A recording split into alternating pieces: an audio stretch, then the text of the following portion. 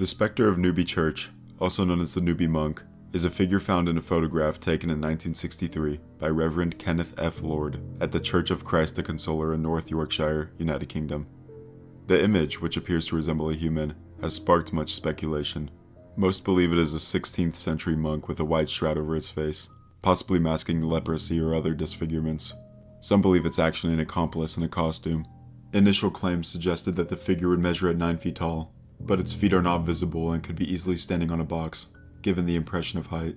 Although photographic experts have concluded that it is not the result of double exposure, Rick Burden, founder of the Ghost Hunters of Australia website, believes it is probably fake. The blurred scream mask of the monk has permeated public imagination and has been adopted by tabloids and paranormal groups.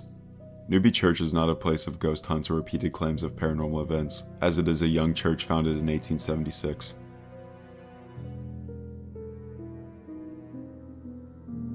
The Queen's House, built between 1616 to 1619, has a long history intertwined with female royals, starting with Anne of Denmark, who commissioned it as an apology from her husband, King James I, after she accidentally shot one of his dogs.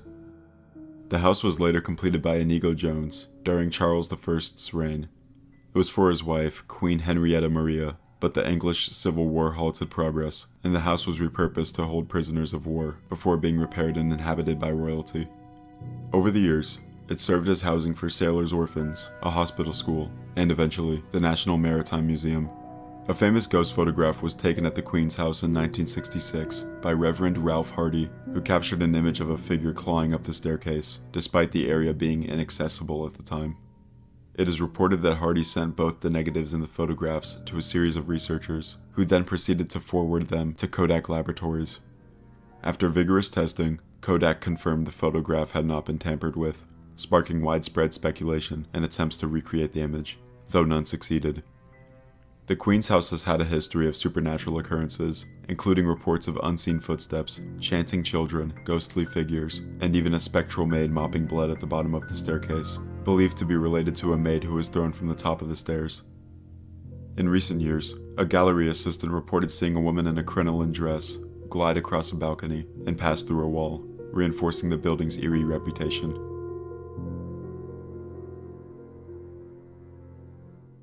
The Brown Lady of Raynham Hall is a ghost famously said to haunt Raynham Hall in Norfolk, England. This apparition became one of the UK's most renowned hauntings when photographers from Country Life magazine claimed to have captured an image of the ghost. The spirit is known as the Brown Lady because of the brown dress she reportedly wears. Legend has it that the ghost was once Dorothy Walpole, the sister of Robert Walpole, often regarded as the first Prime Minister of Great Britain. Dorothy was the second wife of Charles Townshend, who had a reputation for a violent temper. According to the story, after discovering that Dorothy had an affair with Lord Wharton, Charles Townshend locked her in her room at Raynham Hall as punishment. Lady Mary Wortley Montague suggested that Dorothy was actually trapped by the Countess of Wharton, who invited her to stay at Raynham Hall, knowing Charles would not let her leave. Dorothy remained there until she died of smallpox in 1726. Sightings of the Brown Lady date back to Christmas 1835, when Lucia C. Stone reported that guests at Raynham Hall, including Colonel Loftus, saw a figure in a brown dress.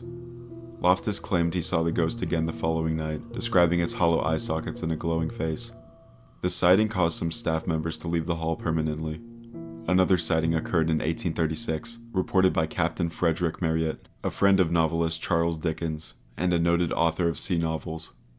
Marryat spent the night in the most haunted room at Raynham Hall, intending to disprove the ghostly tale. On his third night, he supposedly encountered the Brown Lady, who grinned maliciously at him. In a fit of anger, he fired his revolver at the ghost, but the figure vanished, leaving the bullet lodged in the door. The Brown Lady was next seen in 1926 by Lady Townshend's son and his friend, who claimed to have spotted the ghost on the staircase, recognizing her from the portrait of Lady Dorothy Walpole. The most famous evidence of the Brown Lady's existence came on September 19, 1936, when Captain Hubert C. Provand, a photographer for the Country Life magazine, and his assistant, Indra Shera, claimed to have captured an image of the ghost descending the staircase at Raynham Hall. The photo, published in the Country Life on December 26, 1936, and later in Life magazine, has since become one of the most iconic ghost photographs. Despite the fame of this image, skeptics have questioned its authenticity. Some believe the photo was manipulated using grease on the lens, double exposure, or even a statue of the Virgin Mary. Paranormal investigator Harry Price was convinced by Provind and Shira's account, but other critics, including Joe Nickel and magician John Booth, have pointed out evidence suggesting the photo might be faked. For instance, Booth successfully recreated a similar image by photographing a figure in a bedsheet descending a staircase, showing how easily such an effect could be achieved.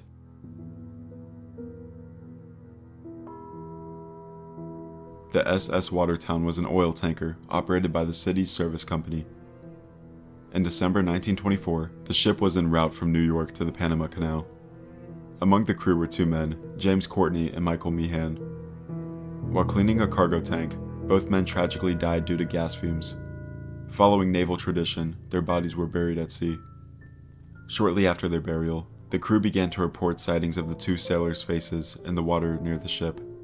The faces were said to be visible in the waves and appeared to follow the ship for several days. The eerie nature of these sightings unsettled the crew.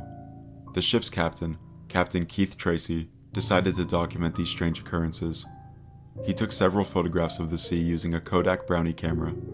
When the film was developed, one photograph seemingly showed the faces of two men in the water, said to be those of Courtney and Meehan.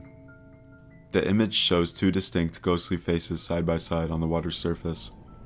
The photograph was sent to the city services company in New York, who had the negatives examined by the Burns Detective Agency, who concluded that the image had not been tampered with.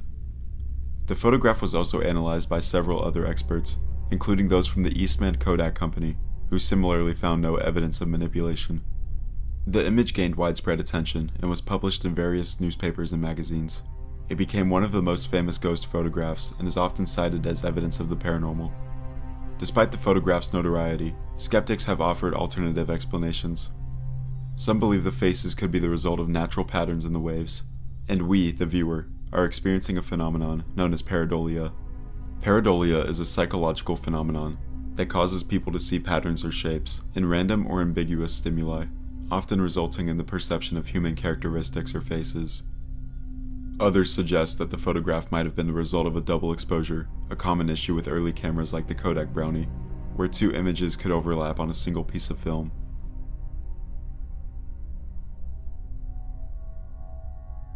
As a bonus, I'd love to talk about one more of my favorite photographs.